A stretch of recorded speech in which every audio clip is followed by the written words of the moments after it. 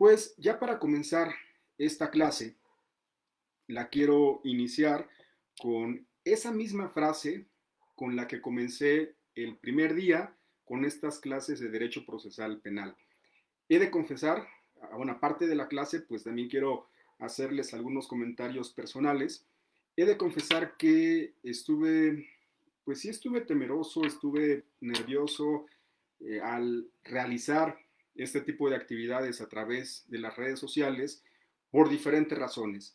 Porque si bien es cierto, un servidor, aparte de ser defensor particular, también doy clases en la Facultad de Derecho de la UAP en Puebla, en México, y si bien estamos acostumbrados a hablar en público, como ahorita de repente nos trabamos, o también de participar en audiencias, que una de las características es la oralidad, no es lo mismo estar ante un público de alumnos que apenas están aprendiendo, que muchos también de ellos saben, que saben demasiado, pero los tienes frente a frente en ese momento y les puedes responder al momento que te preguntan, o si te equivocas también, pues en ese momento puedes corregirlo y no pasa nada.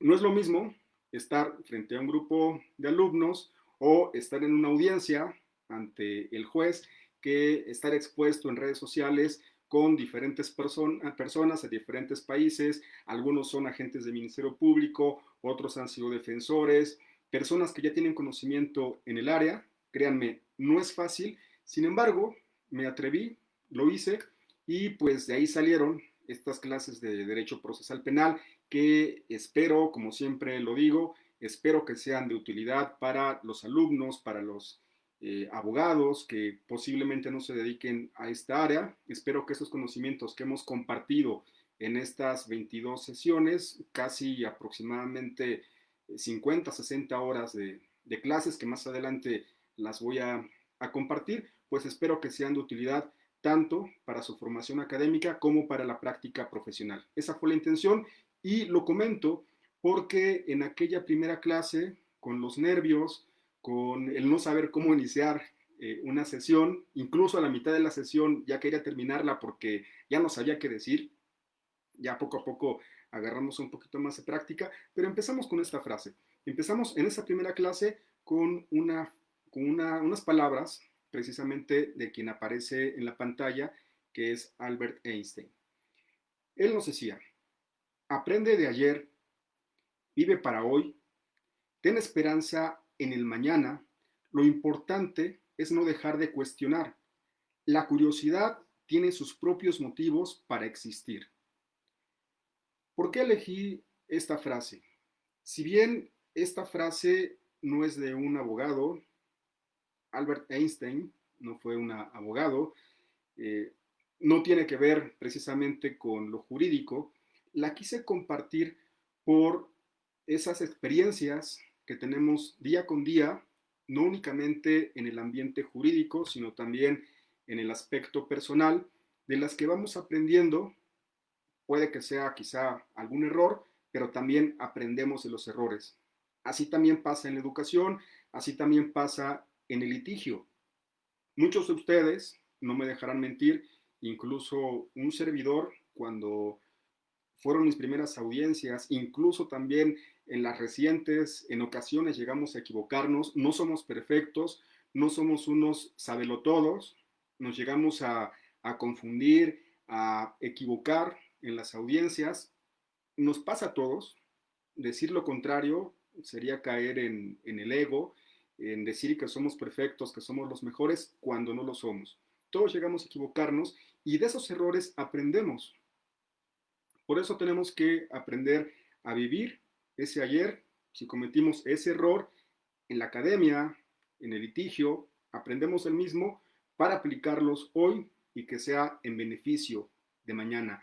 También elegí esta frase porque ante la contingencia, ante la pandemia del coronavirus, pues las formas de aprender han sido diversificadas, han sido distintas y pues qué mejor que hacerlo a través de los medios tecnológicos, a través del Facebook, que si bien es una red social que originalmente fue planeada no tanto para aspectos educativos, sino más de carácter social, como su nombre como su nombre lo dice, es una red social, pero nos hemos auxiliado de este tipo de medios para que maestros, compañeros abogados, juristas, expongan sus conocimientos y podamos ayudar con mucho o poco a la sociedad en esta contingencia para que sigan en casa. La intención de estas clases era para que nos quedáramos en casa, así lo inicié en esa primera clase, y tiene que ver con, repito, con esta frase, por esos ánimos de aprender,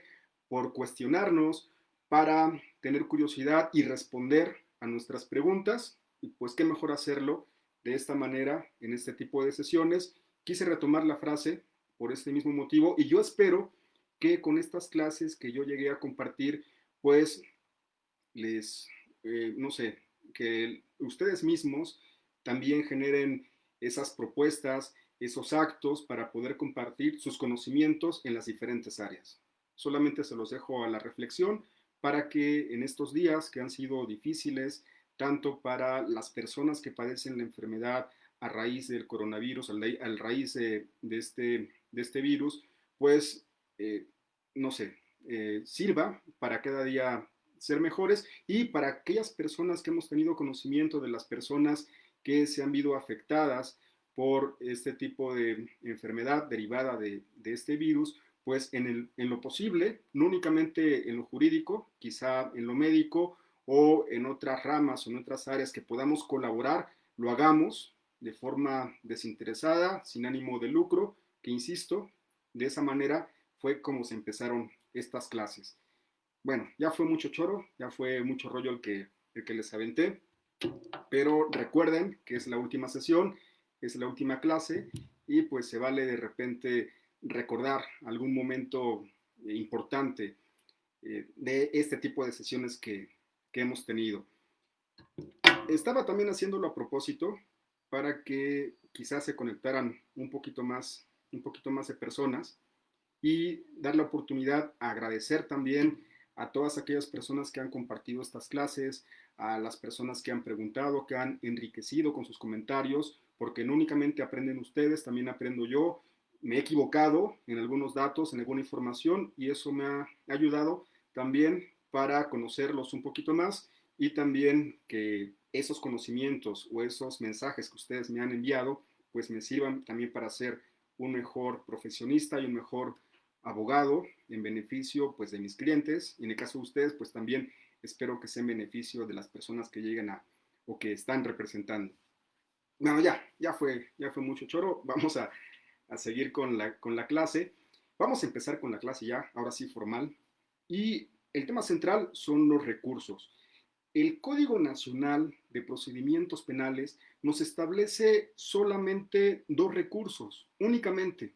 No hay que darle vuelta, no hay que buscarle, solamente el código de forma muy clara, de forma muy precisa, nos establece cuáles van a ser esos dos recursos que se pueden promover dependiendo el acto, dependiendo el momento o la razón por la cual lo vamos a realizar. Y esos son los que aparecen en la pantalla, el recurso de revocación y el recurso de apelación. Son esos dos únicos recursos. También por ahí a lo mejor me podrán escribir que también puede haber recursos innominados, existen también, pero los recursos nominados, es decir, con nombre, son los que aparecen en la pantalla. Por ese motivo, el día de hoy vamos a abordar esos dos temas en la forma que aparece aquí en la pantalla. En primer lugar, vamos a hablar del recurso de revocación y en segundo lugar, vamos a hablar sobre el recurso de apelación. De ambos vamos a ver su procedencia, su trámite, algunos ejemplos también de ambos recursos y cómo es que se formulan, cómo es que se llevan, cómo es que se presentan, ya sea de forma escrita o de forma oral, la estructura que deben de llevar, eso solamente como recomendación de lo que nosotros hacemos, ustedes lo podrán hacer de la forma que consideren adecuada, pero voy a hacerlo conforme a cómo en la práctica llegamos a realizarlo. Y también en lo que respecta a la apelación, vamos a enfocarnos en dos temas que considero importantes que incluso se han emitido criterios por parte del Poder Judicial de la Federación porque han sido controvertibles respecto a la valoración de prueba, en la apelación.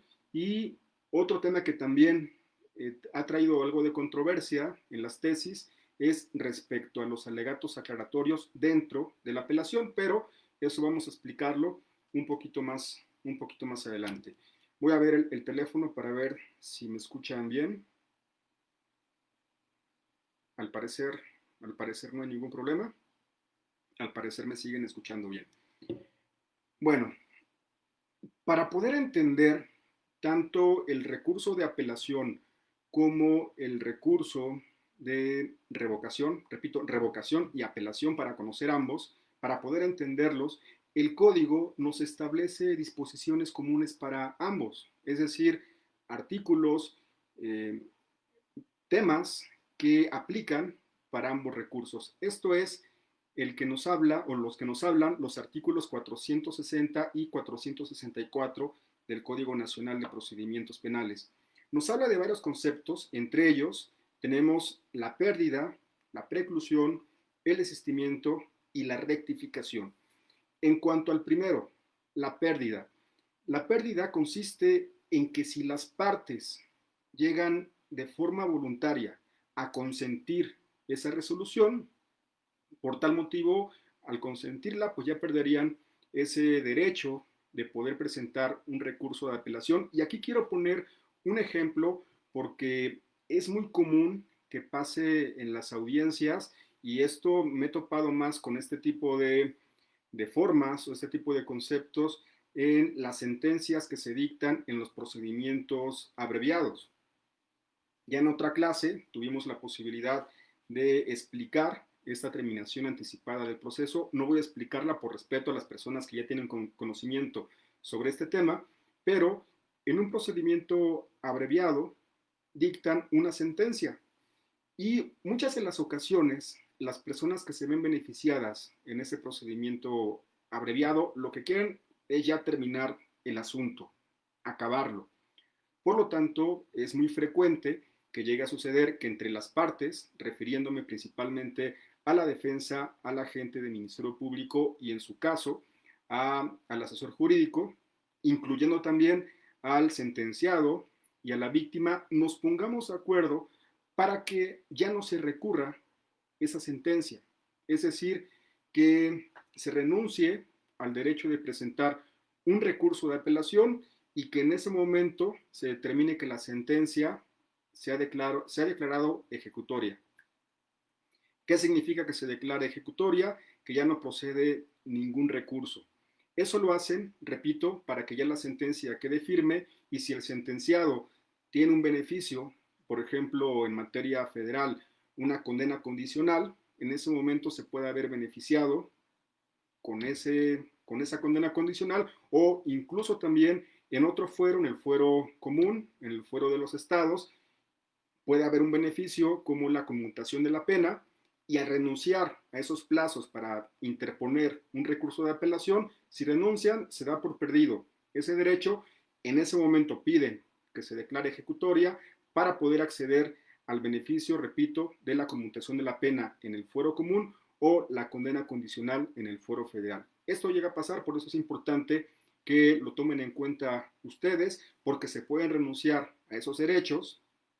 Algún juez comentaba que en su consideración ese artículo, el artículo 400, no me acuerdo si es 460 o 464, ahí ustedes lo pueden checar en su Código Nacional, él decía que a su consideración ese artículo era inconstitucional e inconvencional.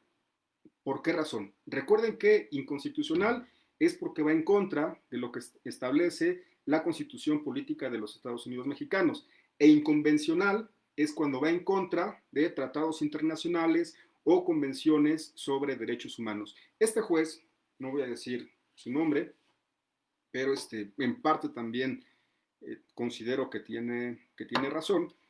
Él decía que este artículo que habla sobre la pérdida de ese derecho es inconvencional, porque la Convención Americana sobre Derechos Humanos establece que es un derecho de toda persona poder recurrir una sentencia, es decir, que una sentencia de primera instancia tenga una segunda. Es un derecho humano y al ser un derecho humano, en la consideración de este juez, pues no se puede renunciar. Es su perspectiva. Él decía que por lo tanto esa manifestación de las partes en el sentido de que renuncian a los términos y a los derechos para presentar apelación para que en ese momento se declare ejecutoria es inconvencional, es su criterio, también lo comparto, pero pues en la práctica, aunque se considere que es inconvencional, pues se llega a aplicar. Yo lo he aplicado, en audiencia, poniéndome de acuerdo con las partes, renunciamos a los términos para que el acusado tenga beneficios, lo llegamos a hacer, pero esa renuncia, aunque pudiera ser inconvencional o inconstitucional, pues a final de cuentas no perjudica a las partes. Si todas las partes están de acuerdo, no causa un perjuicio al sentenciado, al contrario, es un beneficio porque puede obtener, valga la expresión, los beneficios que les acabo de mencionar, condena condicional o conmutación de la pena, por lo tanto, pues puede ser benéfico.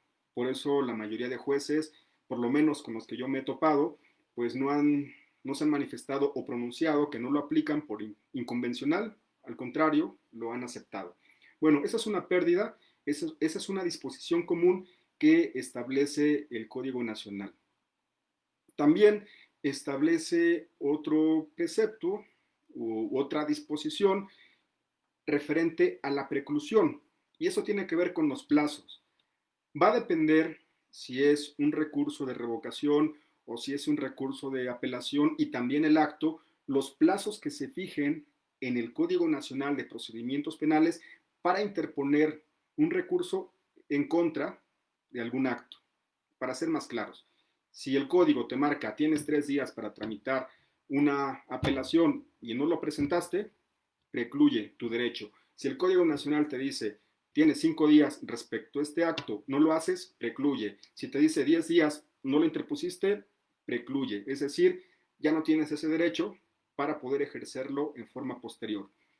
En cuanto al desistimiento, el mismo Código Nacional establece que quien interpuso el recurso de apelación se puede desistir en cualquier momento hasta antes de que se dicte la resolución respecto a ese recurso. Y por último, en cuanto a la rectificación, el código nos hace mención que si el acto que se está reclamando tiene que ver con una indebida fundamentación o que al momento de transcribir quizá alguna resolución, si es que es una resolución escrita la que se está inconformando, solamente fueron errores mecanográficos o errores de forma, nada más, la misma autoridad puede llegar a rectificarlos. Solamente son cuestiones de forma, eso en lo que respecta a la rectificación. Y ahora sí ya para hablar de lleno en este primer tema que tiene que ver con el recurso de revocación. En algunas clases yo les he puesto algunas analogías, algunos ejemplos o algunas imágenes también de lo que se me viene a la mente cuando escucho alguna palabra en particular. Y en esta ocasión no va a ser una excepción. Cuando yo escucho la palabra revocar, repito, la palabra revocar, lo primero que me imagino es un albañil que está revocando una pared. Es lo que yo me imagino. No sé, a lo mejor ustedes imaginan otra cosa de forma distinta, pero yo me imagino un albañil que está revocando. Y en esta comparación, en esta analogía, esa revocación que hace el albañil es para dejar fina una pared para que después la puedan pintar, para que luzca bien, para que sirva para la casa. Incluso también puede servir para que no tenga humedades. No soy experto, no soy albañil, no soy arquitecto, no soy ingeniero, pero pues yo sé que esta revocación sirve para que no se filtre, sirve para la casa para que esté en buenas condiciones. En esa comparación, una revocación en materia penal como recurso, pues también nos puede servir para eso, para tener un buen proceso, un buen procedimiento, para que todo ese procedimiento luzca bien, para que sea en cumplimiento a los derechos humanos, para que sea perfecto, tal y como una casa, en esta revocación, para que esté pintadita, para que esté bonita. En el caso del procedimiento, igual, para que no tenga fallas, para que no se filtren alguna humedad en esa analogía que nosotros estamos haciendo. Pues ya para meternos a lo que es esta palabra, no la revocación, sino para saber qué es revocar. Revocar, conforme al diccionario de la Real Academia Española, nos establece que es dejar sin efecto una concesión, un mandato o una resolución. Aquí, si bien es cierto, no es una definición de carácter jurídico, pero podemos retomar unas palabras porque en caso de que se revoque, se va a dejar sin efecto una resolución. Estas partes sí las podemos utilizar en la materia jurídica porque nuestra intención al momento de interponer un recurso de revocación es que se deje sin efecto la resolución que en este caso dictó ya sea un juez de control o también se puede dar el caso de que sea una resolución que dicte un juez o un tribunal de enjuiciamiento. Respecto a la procedencia de los recursos de revocación. El código nos dice que se pueden interponer en cualquier etapa, en cualquiera. Recordemos, para los alumnos, que el procedimiento penal de corte acusatorio se divide en 3 etapas: etapa de investigación, etapa intermedia y etapa de juicio. Etapa de investigación, yo sé que ya lo saben, pero esa forma de repaso se divide en 2 fases: una fase inicial, una fase complementaria. La etapa intermedia se divide en una fase escrita y una fase oral. La etapa de juicio no se divide en fases, es una etapa como tal, es una sola, que dentro de la misma hay una audiencia de juicio con diferentes actos, tanto antes como después del mismo. Esos son, esas son las diferentes etapas y en cualquier etapa se puede promover un recurso de revocación. Y en contra de los actos que procede son respecto a resoluciones de mero trámite sin sustanciación. Repito, resoluciones de mero trámite sin sustanciación. Ahorita vamos a poner ejemplos y explicar un poquito más esta parte. Y aquí una parte principal, una parte esencial que les pido que tomen en consideración, que el recurso de revocación se interpone y resuelve la misma autoridad que lo dictó o la misma autoridad que lo realizó. Es decir, si en audiencia un juez de control en ese momento dicta una resolución que sea de mero trámite sin sustanciación, en ese momento vas a promover el recurso de revocación de forma oral y va a ser esa misma autoridad la que va a resolver ese recurso de revocación. Ese mismo juez de control que dictó esa resolución es quien va a dictarlo. Quiero que pongan atención porque en la práctica me he topado con algunos criterios por parte de jueces, principalmente de jueces de control, que yo a muchos de ellos admiro y respeto mucho, pero pues no siempre estamos de acuerdo con sus criterios. Los puedo admirar, los puedo respetar, pero en ciertos momentos no concordamos con el criterio que ellos dan. Y ahorita voy a explicar el por qué. El artículo 466 del Código Nacional nos establece que en cuanto al trámite se puede hacer de 2 formas. Si es que la resolución o ese acto se dictó en audiencia, como ya les venía diciendo, en ese momento de forma oral, tal y como aparece en la imagen, se tiene que presentar el recurso. O si la resolución o el acto se dictó a través de un acuerdo por escrito, se puede interponer o se puede presentar por escrito. Desea que pusieran atención en esta última parte, y aquí, en esta última parte donde hace referencia que es el mismo órgano jurisdiccional quien lo examina nuevamente, porque el criterio que yo les mencionaba, permítanme, una disculpa, estamos en vivo. Voy a tomar un poquito de agua.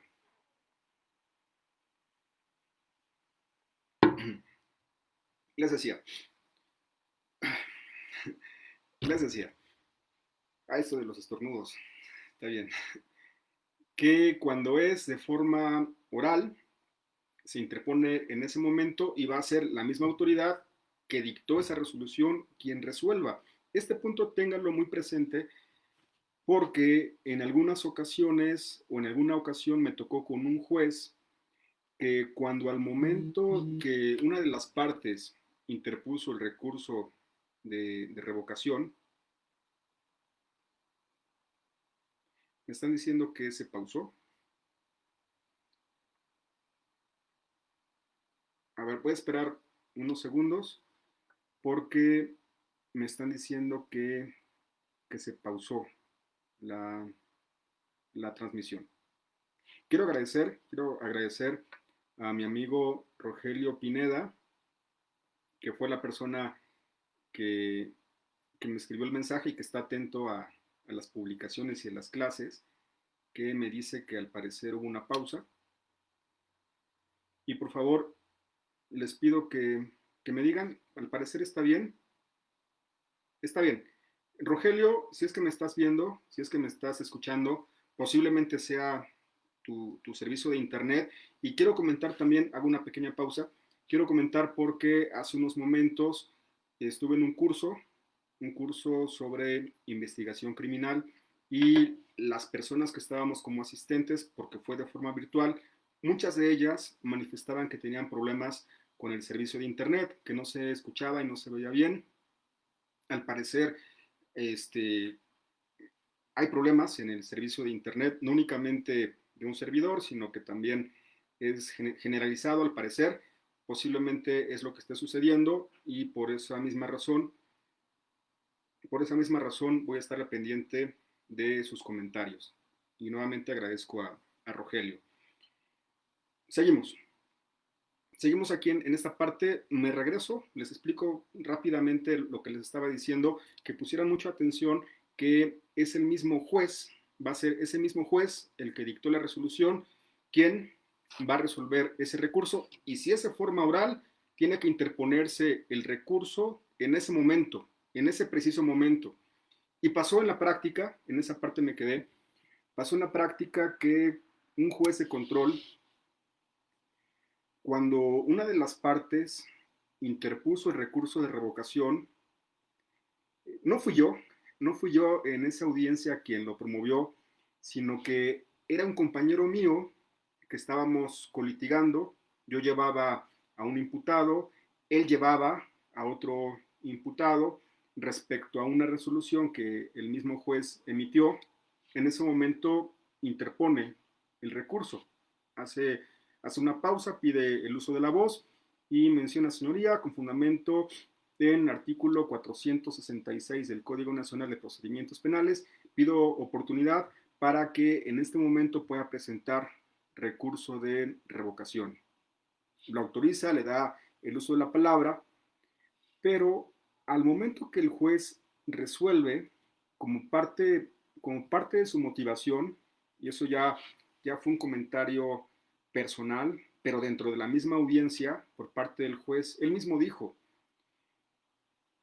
que él consideraba que esta figura del recurso de revocación era innecesaria, que no le veía funcionalidad o que no le veía razón de ser, porque en su criterio él decía, si yo soy juez, si yo dicté una resolución, ¿qué me va a hacer cambiar de opinión?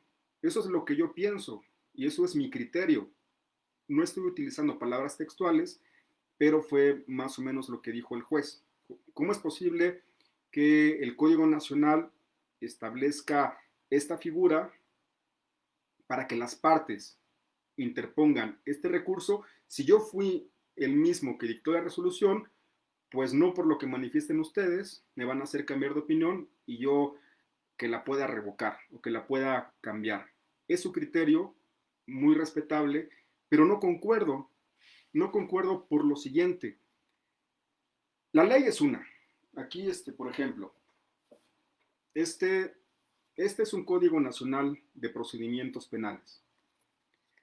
Al ser un Código Nacional de Procedimientos Penales, yo leo cualquier artículo, pensemos artículo 173, por poner un ejemplo, fue el primero que me salió, yo leo un artículo. Leo un párrafo, leo unas líneas y yo le voy a dar una interpretación distinta a la que posiblemente le den ustedes, porque cada cabeza es un mundo, cada cabeza piensa de forma diferente. Pero, en este ejemplo que estoy poniendo yo, si yo tengo una percepción de lo que dice este artículo, es mi percepción, es mi interpretación.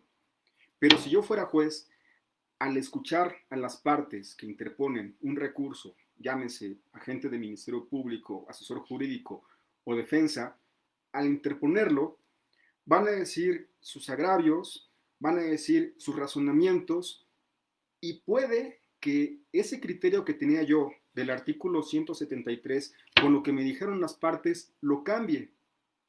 Por lo tanto, yo considero, en mi percepción, que esa figura de la revocación, pues sí tiene su razón de ser, sí tiene su motivo, el por qué se creó, el por qué la tenemos, y es precisamente porque al ser humanos, al ser personas, ya sea que nos equivoquemos o que escuchemos a otras personas y que cambiemos esa interpretación o esa eh, o ese pensamiento que teníamos respecto a algún artículo o algún acto en particular. Repito, ese fue su criterio, muy respetable, pero no concuerdo con el mismo. Bueno, seguimos, espero haya quedado claro este ejemplo que les quería poner. Y también les quería hablar de otro ejemplo bueno, que también tuvimos en la práctica, esto para poder explicar en cuanto a las resoluciones, lo que aparece aquí, las resoluciones de mero trámite sin sustanciación. Es decir, un ejemplo de en qué caso podemos tramitar un recurso de revocación. ¿Cuáles sí son esos, para que sea más fácil, cuáles sí son esos acuerdos o resoluciones que el juez tiene que sustanciar? Es decir, que resolver de fondo cuestiones importantes. Por ejemplo, no podemos tramitar un recurso de revocación respecto a un auto de formal prisión, porque contra eso procede el recurso de apelación, porque está sustanciando un acto principal dentro de una audiencia inicial.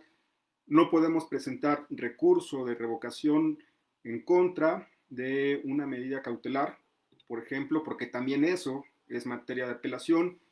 No podemos tramitar revocación en contra de una sentencia definitiva, porque ese ejemplo quiero que lo tengan más presente, porque en esa resolución hay una sustanciación, una resolución de fondo del tema central, que es la causa, de la causa penal, una resolución definitiva. Y por lo tanto, al sustanciarse a través de esa resolución, por lo tanto, no procede el recurso de revocación y sí procede el recurso de apelación.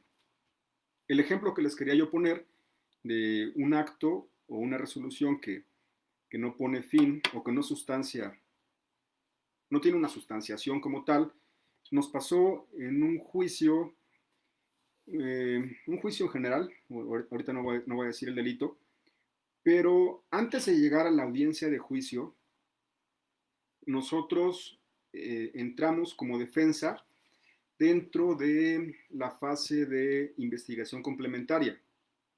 Recuerden, etapa de investigación, etapa intermedia y etapa de juicio.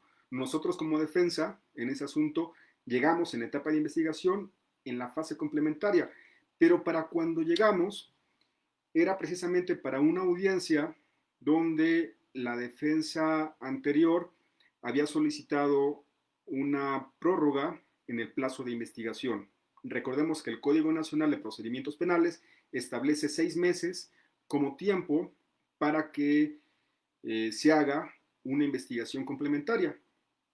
Pues llegamos a esa audiencia que había solicitado la defensa anterior para pedir el plazo o una extensión a este plazo que se había fijado originalmente, si no me recuerdo, se había fijado 4 meses en la audiencia inicial como cierre de investigación y la defensa anterior iba a pedir 2 meses más, pero fue cuando nos llaman y entramos a la audiencia revocando a los anteriores abogados. Cuando nos presentamos, en audiencia nos dan el uso de la palabra y decimos que, si bien es cierto, la defensa anterior había solicitado esa audiencia para una prórroga, para aumentar el plazo bueno, para que quedaran los 6 meses, en el caso de nosotros renunciábamos a esa petición, se le da el uso de la voz al agente de Ministerio Público y él dice que no. El agente de Ministerio Público dice que sí, que se llevan a cabo los 2 meses restantes porque aún quedan actos de investigación pendientes que tiene que realizar y explicó, se tiene que girar oficio a tal autoridad, a tal dependencia para que informen sobre tal punto y pedía 2 meses extra. Nosotros nos opusimos, en ese momento la jueza resuelve, fue una jueza, dice, se concede el plazo de los 2 meses que está pidiendo el agente de Ministerio Público. Eso fue hace tiempo, fue cuando apenas empezaba el sistema de justicia penal en la región donde tramitamos ese recurso. Y cuando dicta esa resolución, en ese momento, una vez dictada, pido el uso de la voz, le digo, señoría, con fundamento en artículo 466, si no me recuerdo, solicito me dé la oportunidad para en este momento promover un recurso de revocación. Me da el uso de la voz y en ese momento de forma oral expresamos nuestra inconformidad respecto a la resolución que ya había emitido y explicamos las razones. Dijimos que que la interpretación de diferentes artículos, que esos plazos son única y exclusivamente para la defensa, refiriéndome a la investigación complementaria, si es que pedimos una prórroga, eso como un primer argumento, y también la parte principal, ahorita no recuerdo qué artículo es, pero dijimos que el agente de Ministerio Público no podía solicitar la prórroga únicamente lo que sí se podía era recibir la información de los informes o los oficios que estuvieran pendientes de contestar, más no así de nueva información que quisiera investigar el agente de Ministerio Público, porque, y aquí era la parte importante que nosotros le hicimos referencia a la jueza, porque él tuvo su tiempo, tuvo 4 meses para poder investigar y ahorita a última hora quería hacer otros actos de investigación que no había hecho con antelación. El Código Nacional establece que solamente se podrá autorizar en lo que respecta al Ministerio Público en cuanto a los actos que por alguna razón no hayan respondido las autoridades. Ahorita no recuerdo exactamente el texto de los artículos, pero al final la jueza resolvió que revocaba su resolución, que no otorgaba esos 2 meses, sino que únicamente daba cierto tiempo, si no me recuerdo, daba una semana, para que de los oficios que ya se habían mandado, que se habían enviado para pedir información, solamente y exclusivamente de esos, que una vez que respondieran, ya en ese momento se iba a dar por cerrada el plazo de la investigación para que empezara a transcurrir el tiempo para que el agente de Ministerio Público formulara su acusación. En conclusión, en este recurso o en este ejemplo, lo que hicimos fue argumentar, inconformarnos en ese mismo acto de forma oral, convencimos a la jueza y al final tuvimos un resultado favorable. ¿Y por qué lo hicimos de esa forma? Fue por estrategia, porque a nuestra consideración, con los elementos que tenía el agente de Ministerio Público, no tenía medios de prueba suficientes y con eso, pues también no tenía una sólida teoría del caso. Si se le hubiera dado más tiempo, pues iba a recabar quizá más información y pues esto no nos convenía a los intereses de nosotros. Recuerden, esto es un juego, esa es una estrategia, esa es una forma de plantear un asunto, cada quien lo lleva de la forma que considere la adecuada, pero en esa ocasión lo quisimos hacer así en forma de estrategia. Pues espero haya quedado claro este ejemplo donde la jueza modificó su resolución e hizo caso a la petición por parte de la defensa. Ya dejamos la primera parte de la charla del día de hoy. Ya vamos a enfocarnos a el recurso de apelación. Al igual que la clase del día martes, espero que la clase de hoy sea corta y al parecer me siguen escuchando bien. Repito, constantemente voy a estar monitoreando para que me puedan ver y me puedan escuchar de forma adecuada por los problemas que hemos tenido en el servicio de internet. Voy a hacer una pequeña pausa para poder leer, a ver si es que hasta el momento hay alguna pregunta. Ahora sí me están apareciendo todos los comentarios.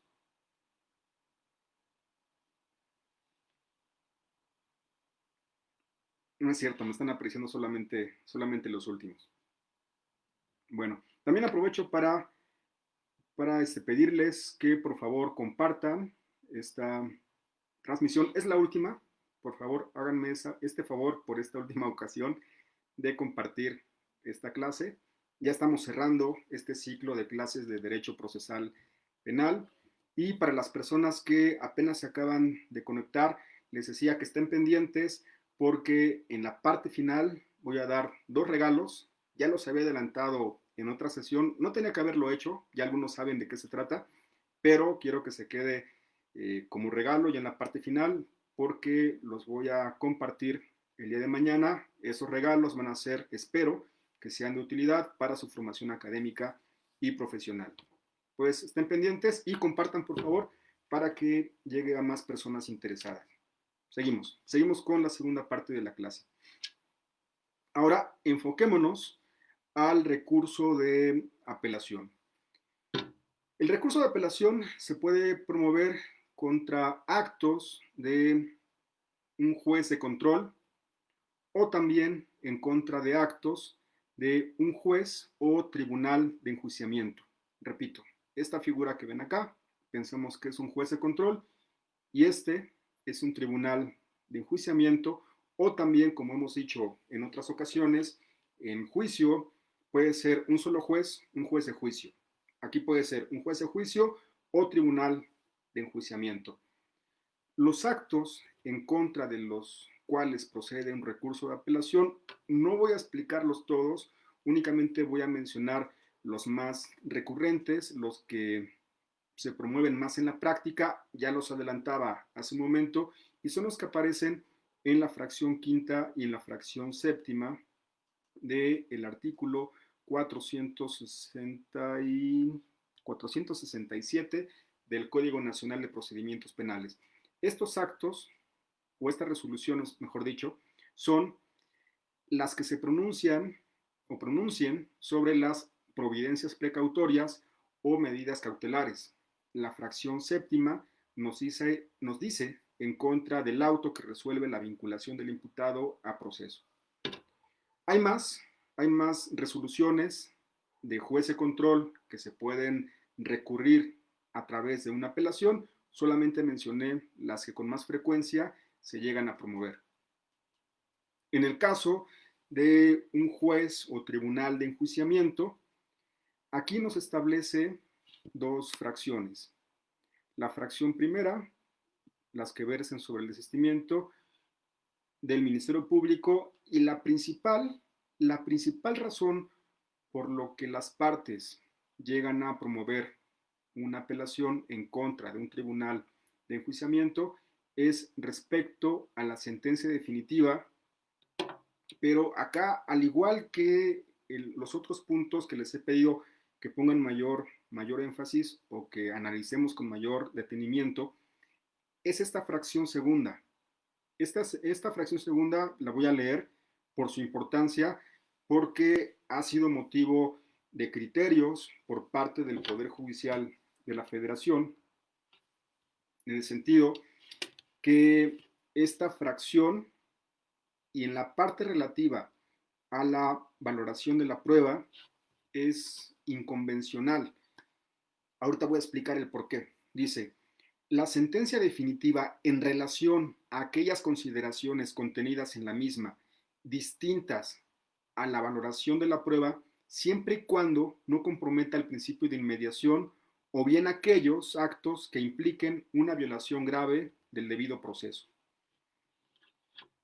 Repito, pongan mucha atención porque esta es una de las razones por las cuales muchos tribunales de justicia se lavan las manos, tal y como aparece aquí en la pantalla, así como nos ha dicho el doctor Gatell, que nos lavemos las manos por el coronavirus o por algún virus que se nos pudiera pegar, pues igual en algunos tribunales de justicia se lavan las manos y dicen, yo no voy a meterme a la valoración de prueba porque me lo prohíbe la fracción segunda del artículo 468.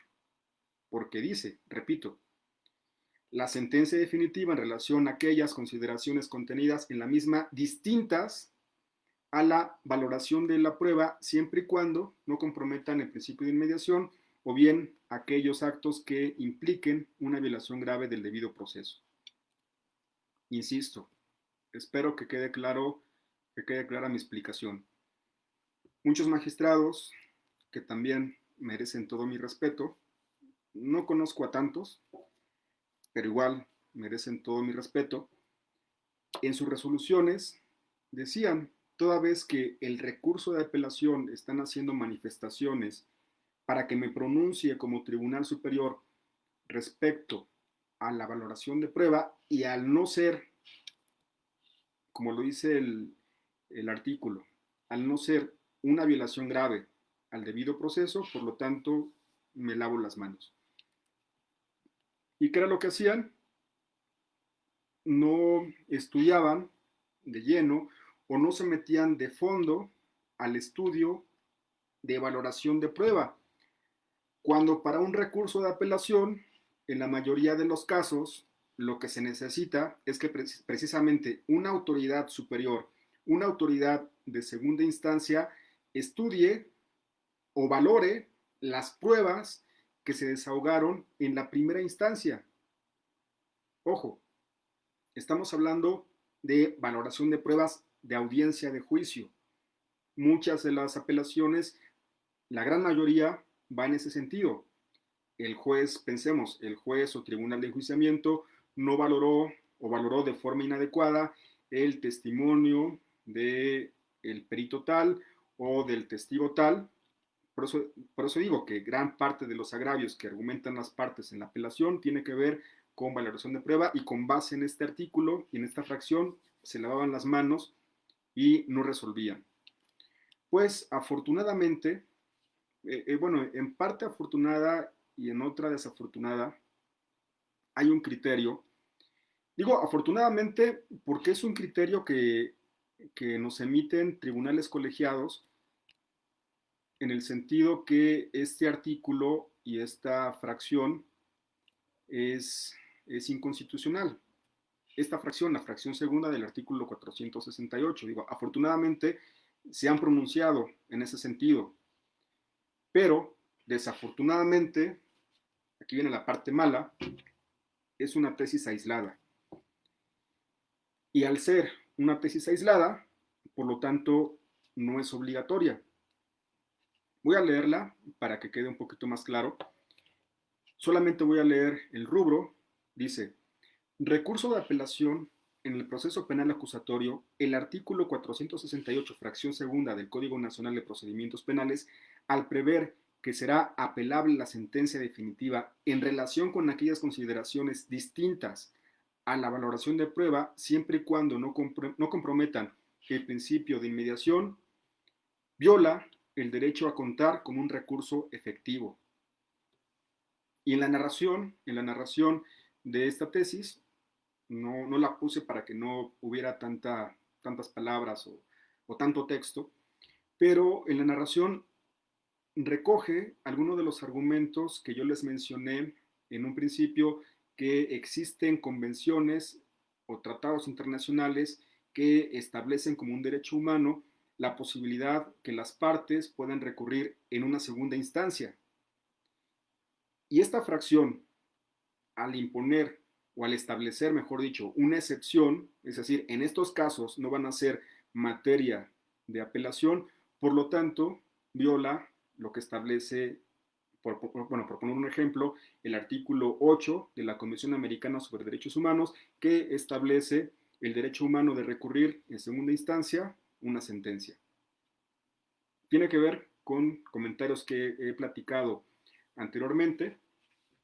Y, cuál es el argumento o cuál era el argumento que llegan a decir los tribunales superiores? Me estoy refiriendo al ámbito del fuero común porque en la materia federal, quienes conocen de la apelación en contra de una sentencia definitiva son los tribunales unitarios. Yo he sabido más de este tipo de criterios por parte de tribunales del Estado que de la Federación. Sin embargo, ambos pueden llegar a acatar este tipo de criterios o resolver de esta manera. Y decía, ¿qué es lo que resuelven para que se laven las manos, como aparece en la imagen? Y aquí sí me gustaría saber su opinión, porque no comparto el criterio de los magistrados al resolver de esta manera, incluso de la interpretación del artículo 468 en su fracción segunda, porque dicen en su resolución los tribunales, aparte de que me lo prohíbe el Código Nacional, no se respeta el principio de inmediación. Repito, con base en el criterio de los magistrados.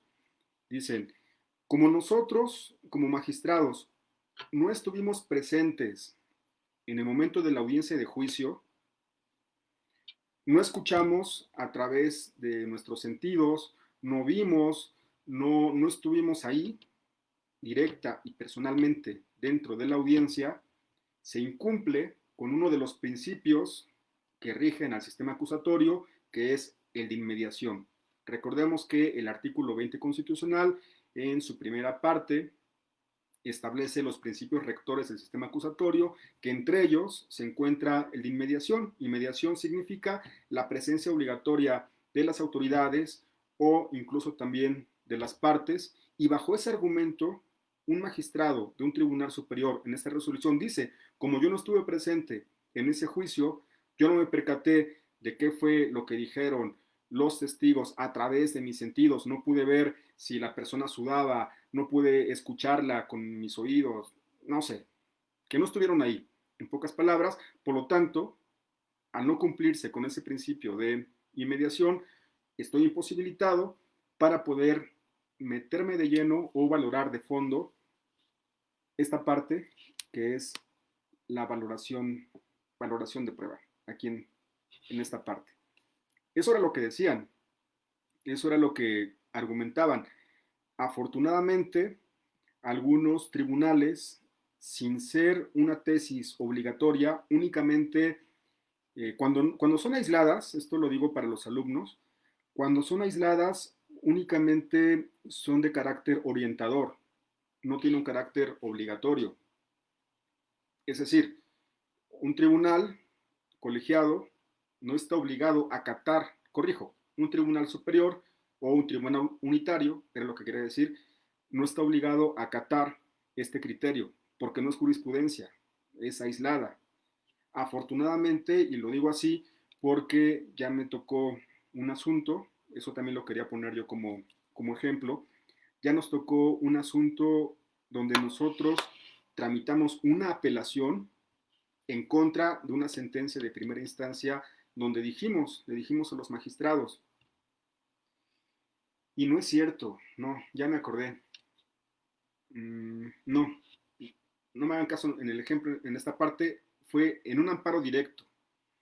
Para los alumnos, recordemos que está la sentencia de primera instancia, después puedes tramitar un recurso de apelación, que como ya dijimos, puede que resuelva un tribunal superior o un tribunal unitario, dependiendo el fuero, si es el fuero común o el fuero federal, y en caso de que esa sentencia de apelación vaya en contra de los intereses del sentenciado, pensando que eres defensa, pues puedes optar por tramitar un amparo directo. Y fue lo que nosotros hicimos. Tramitamos un amparo directo en contra de la resolución del Tribunal Superior de Justicia de un estado, no voy a decir de qué lugar, pero en nuestros argumentos lo que manifestamos ante el tribunal colegiado era precisamente la inconstitucionalidad del artículo 468, fracción segunda del Código Nacional de Procedimientos Penales, porque estaban estos criterios y los magistrados del Tribunal Superior tenían que meterse al estudio de fondo de los agravios respecto a la valoración de prueba.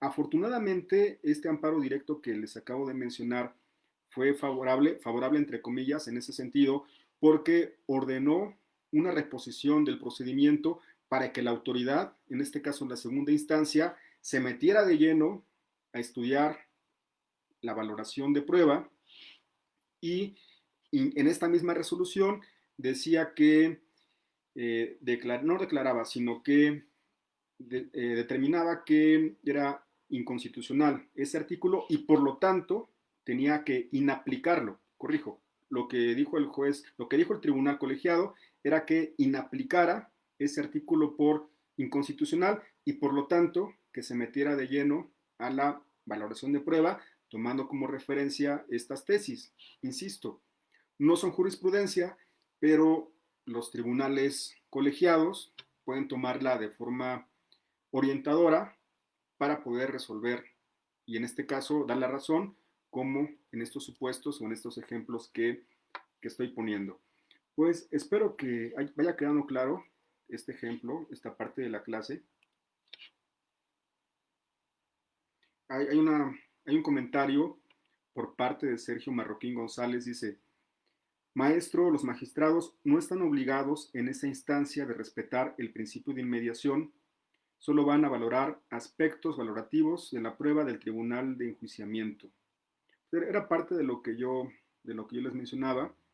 Dice corporativo jurídico, es incongruente resolver así toda vez que está tratándose de no conocer el asunto basado en este segundo párrafo. Afortunadamente es solo una tesis aislada. Hay varios comentarios y por último dice Juan Cortés, a fin de superar el alcance de la tesis aislada que apoya la falibilidad del alcance de la fracción segunda del artículo 468 del Código Nacional, puede salvarse con la petición de que el Tribunal de Enjuiciamiento deba efectuar un control convencional de conformidad con los criterios constitucionales, esto a fin de soportar el análisis de la sala emisora de la tesis aislada y prevalezca el criterio convencional que permita prevalecer el espíritu de recurso de apelación. Pues al parecer la mayoría de los comentarios coinciden con este sentido, e independientemente del principio de inmediación, puede que estén, repito, al ser una tesis aislada, puede que sus comentarios estén a favor o en contra con este criterio. Es válido. Lo decía yo hace un momento con el ejemplo del recurso de revocación. El juez tiene su criterio, yo como defensa tengo mi criterio, el Ministerio Público también, y pues cada uno de ellos es respetable.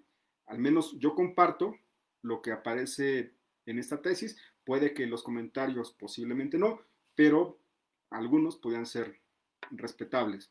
Y decía, yo considero que sí se respeta este principio de inmediación, es mi opinión, insisto, cada quien tendrá su opinión diferente, porque tan solo en este momento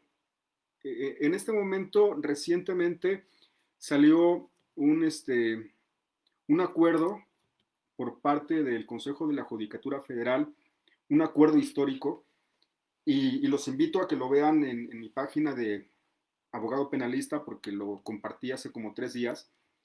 Y en ese acuerdo histórico decía que todas las audiencias, en todas las materias, se iban a desahogar a través de videoconferencias o en línea. Todas. Y cuando digo todas, incluye a la materia penal. Si esas audiencias que se están resolviendo, porque ya se están dando en la práctica, incluso también en el estado de Puebla, donde yo vivo, se están llevando a cabo audiencias de forma virtual, sería tanto como decir que al no estar presente el imputado o al no estar presente el juez de forma presencial y de forma directa, por lo tanto esa audiencia es inválida porque no se respeta lo que establece el artículo 20 en su primera parte, que es un principio rector, que es la inmediación. Sería tanto como caer en esos extremos. Espero haya sido claro yo en esa comparativa. Ese acuerdo, si tomamos el criterio del Código Nacional, pues no se está respetando ese principio de inmediación. Es mi opinión, yo opino que con estas tecnologías este acuerdo es válido porque si bien no puedes estar de forma presencial, lo estás viendo, lo estás escuchando a través de una pantalla.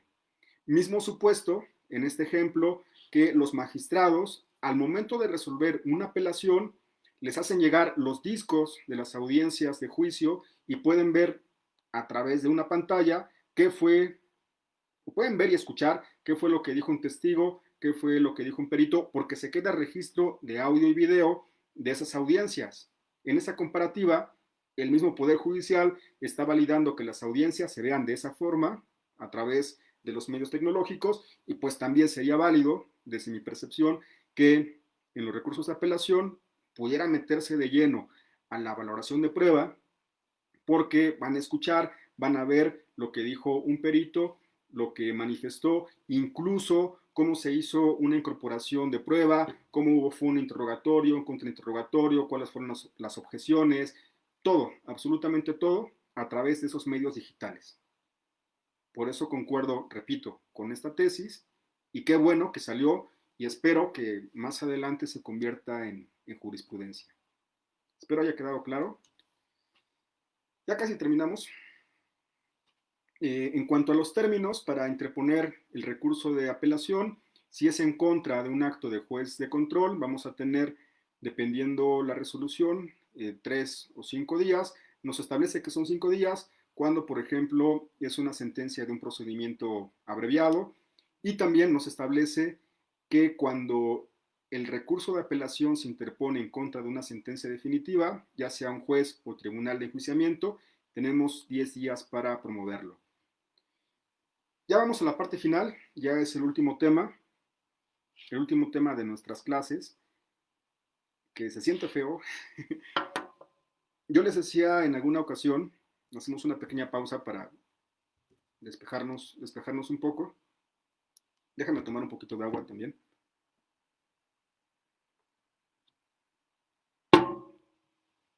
Igual en este comentario voy a llevar como un minuto por si quieren ir al baño, si quieren despejarse, respirar, tomar un poquito de aire. Ya estamos en la parte final, decía. En esta pausa que les comentaba yo, que ya estamos en la última clase y de repente hay un poquito de nostalgia porque yo les comentaba en diferentes sesiones que este tipo de clases me servían a mí para seguir vivo, para seguir activo, para seguir preparándome, repasando, aprender de ustedes. Esa también fue una de las intenciones. Y pues ahorita que terminamos ya este ciclo de clases de Derecho Procesal Penal, pues sí genera cierta nostalgia. Pero les adelanto, vienen nuevos proyectos, vienen nuevas actividades a través de esta página. Vamos a seguir compartiendo información. Vamos a seguir con algunas sesiones de transmisión en vivo, ya no en esta forma, ya no en forma de clase de Derecho Procesal Penal, pero sí con algunos temas que van a ser, considero, de importancia para ustedes. Pero pues solamente quise hacer el paréntesis para recordarles que es la última clase, que tenemos un regalo en la parte final, 2 regalos, y que estén pendientes de lo que vamos a seguir compartiendo a través de esta página. Bueno, seguimos. Ya que me sequé las lágrimas, vamos a seguir. Bueno, último tema, último subtema de esta última clase de Derecho Procesal Penal es la relativa a los alegatos aclaratorios.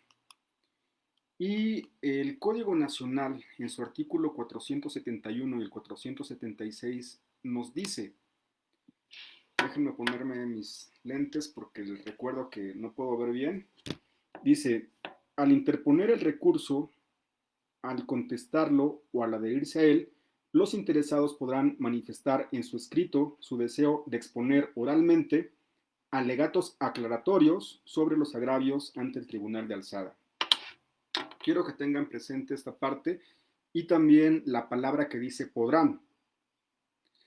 Al igual que el otro caso, al igual que el tema de valoración de prueba, ese tema de los alegatos aclaratorios ha sido materia de controversia y materia de algunas tesis que incluso también han dicho que es inconvencional en la forma en que se plantea o la forma en la que lo llevan a cabo algunos tribunales de apelación, algunos tribunales de segunda instancia, y también comparto con esos criterios esas tesis, porque para mí sí es inconstitucional, incluso rompe con la esencia de los recursos de apelación y de la oralidad. Ahorita voy a explicar el por qué.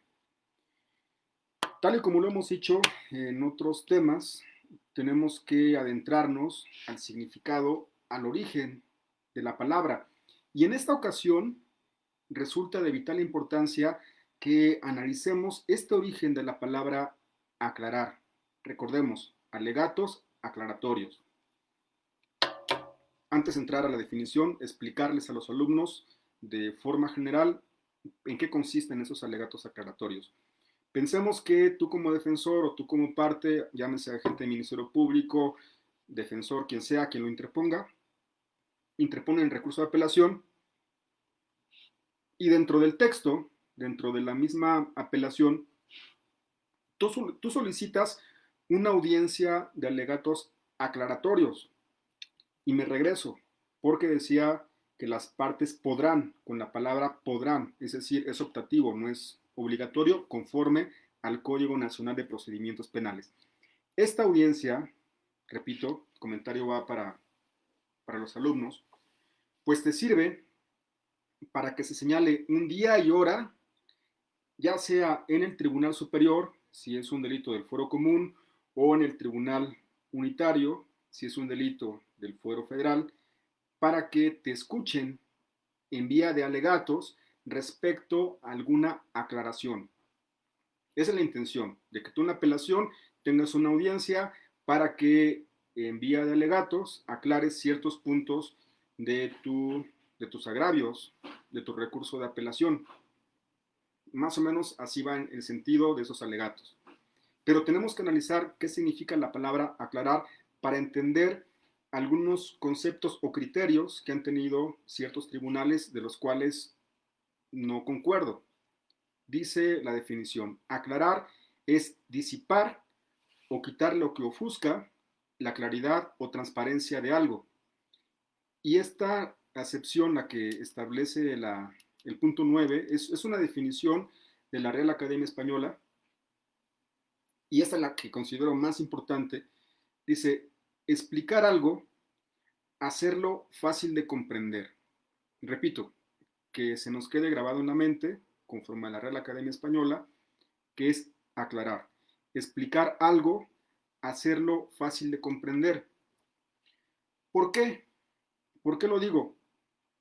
Porque llega a pasar en la práctica, me ha pasado ya varias ocasiones, que una vez que yo en la apelación pido, yo de hecho en todas las apelaciones que he promovido, en todas, absolutamente todas, he pedido audiencia de alegatos aclaratorios.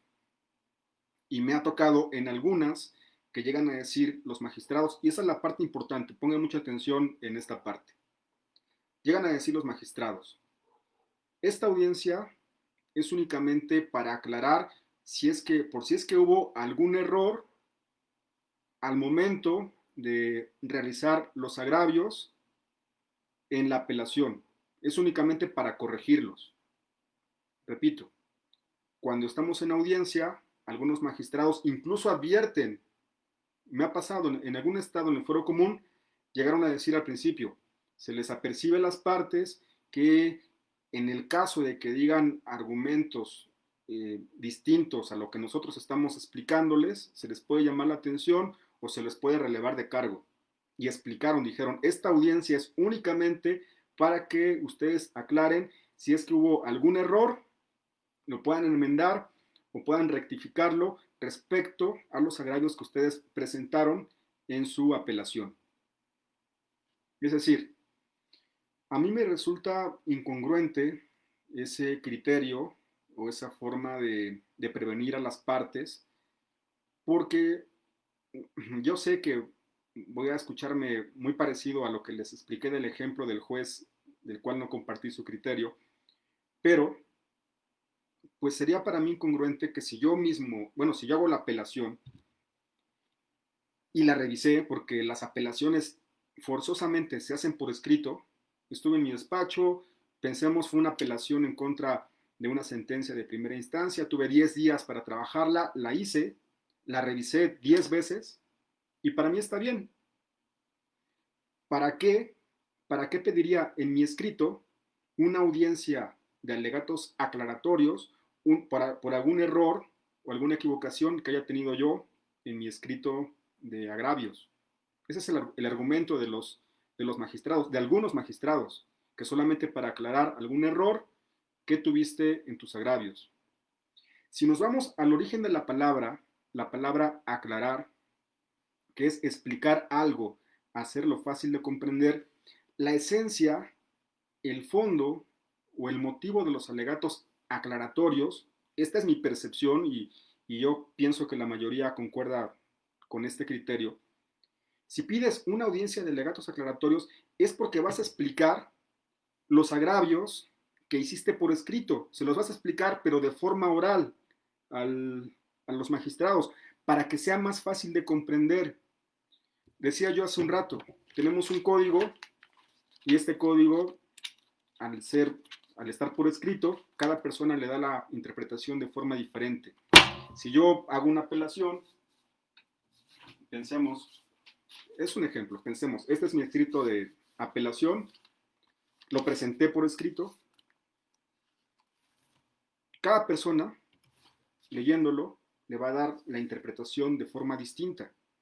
La esencia, para mí y de muchos, que cuando pides los alegatos aclaratorios es para que esos agravios que hiciste por escrito te presentes ante el juez y le digas, perdón, ante el tribunal en apelación y le digas, señores magistrados, les voy a explicar este punto. No es que, no quiero que se tome mal, no es que los magistrados no sepan, no es que los magistrados no tengan conocimiento, pero al ser un documento por escrito es mucho mejor que yo se los explique a que lo lean, porque lo van a entender mejor. El código dice que puedes llevarlos a cabo siempre y cuando no rebases o no digas más o no presentes más agravios de los que están en tu apelación. Únicamente tienes que centrarte en concentrarte en los agravios que presentaste en tu apelación. Y eso es lo que vas a argumentar de forma, de preferencia, si lo puedes hacer de forma sintetizada, de forma resumida. Señoría, en la parte de agravios, el primer agravio que lo nombré de esta manera, el acto reclamado o el agravio principal es este, lo cual va en contraversión a este artículo. Incluso también esta tesis de jurisprudencia establece esto, por lo tanto, el juez de primera instancia no tiene razón respecto a este punto. Y lo acabas. O a lo mejor, si le quieres meter alguna doctrina, si le quieres reforzar con alguna convención sobre derechos humanos, no sé, estructurarlo, pero siempre y cuando no te apartes o no te vayas a otro agravio que no estableciste en tu recurso de apelación. Eso para mí es la esencia de los alegatos aclaratorios, explicarle de forma oral al tribunal superior o tribunal unitario lo que manifestaste por escrito en tus agravios. Esa es la intención para mí, esa es mi interpretación, pero repito, muchos magistrados dicen igual, lavándose las manos, solamente quiero escuchar si es que tuviste errores o omisiones para que las aclares y las corrijas. Para mí, esa no es la esencia y incluso algunos magistrados llegan a decir que toda vez que se desprende que no son necesarios, no llevan a cabo la audiencia de alegatos aclaratorios. Y este criterio que les acabo de mencionar, se establece en una tesis que yo comparto. Esta tesis, al igual que la anterior, desafortunadamente es tesis aislada, que dice: apelación en el sistema penal acusatorio y oral.